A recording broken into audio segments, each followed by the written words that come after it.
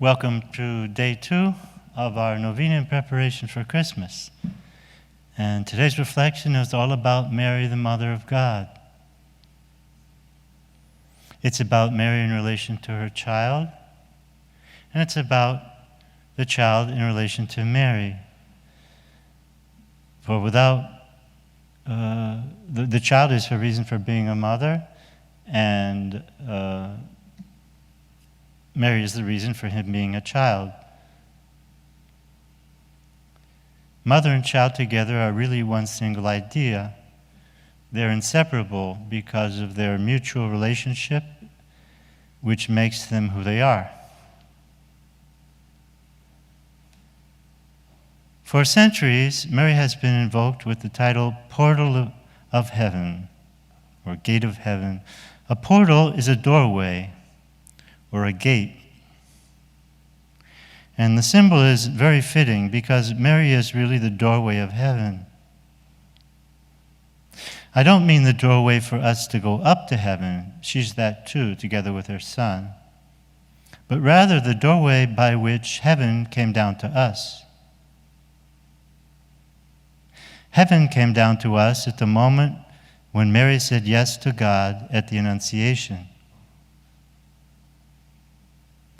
And God became man in her womb, Jesus Christ. Let's focus now on that precise moment. What actually happened when God passed through that doorway?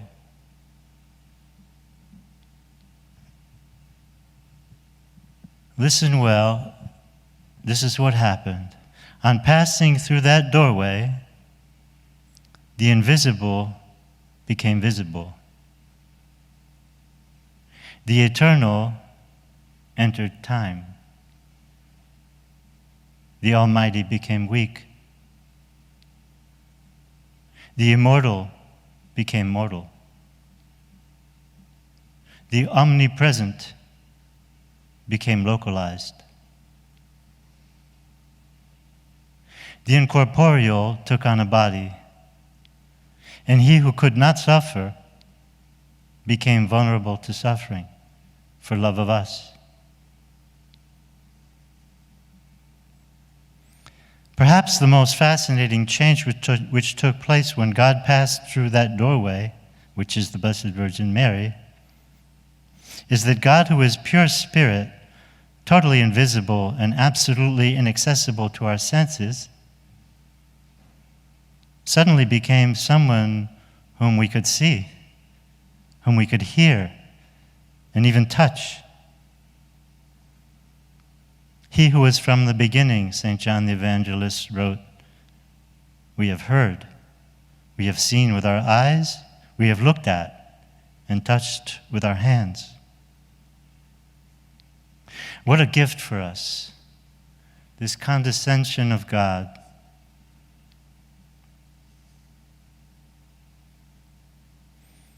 But on entering the world, God didn't pass through a generic doorway. There are no generic doorways.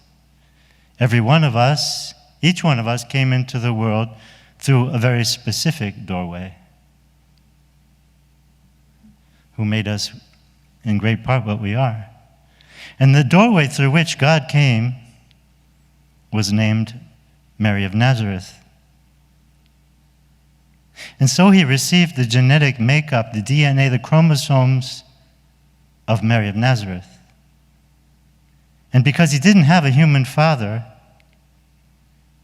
he received everything, his entire genetic makeup, only from his mother, Mary of Nazareth.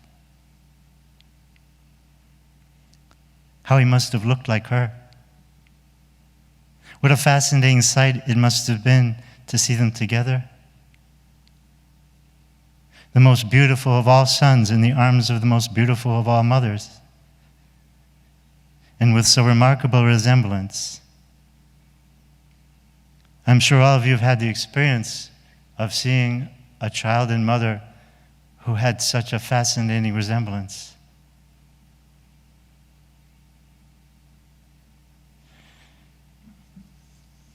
The beauty of God's work. So with the obvious exception of his masculinity, Jesus must have looked, talked, and probably act also just like Mary. We can imagine that anyone who knew Jesus, when he met Mary, must have said, "Oh, you must be his mother."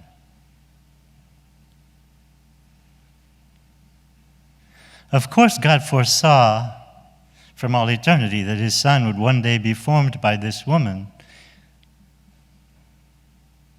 And so he made Mary all that she was, so that she would make him all that he was.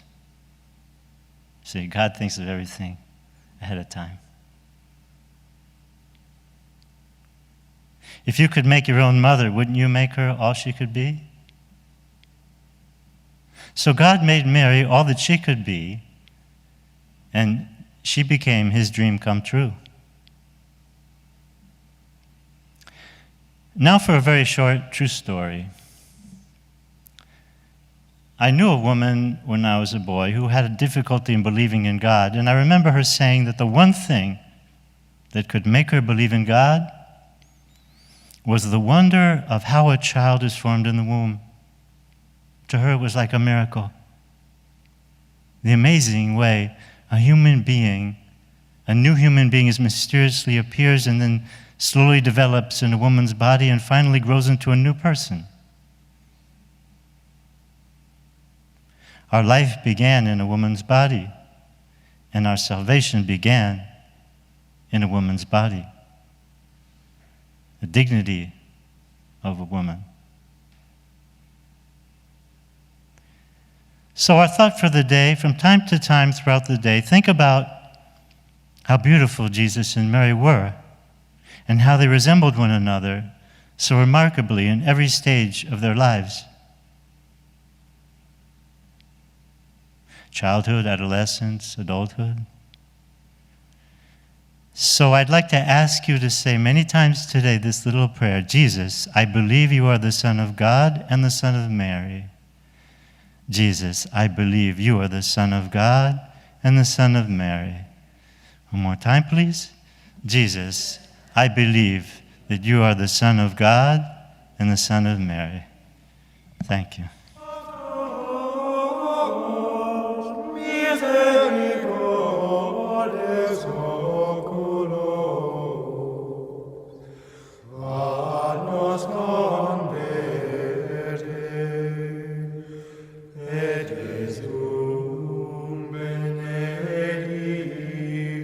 Fructum ventris tuum,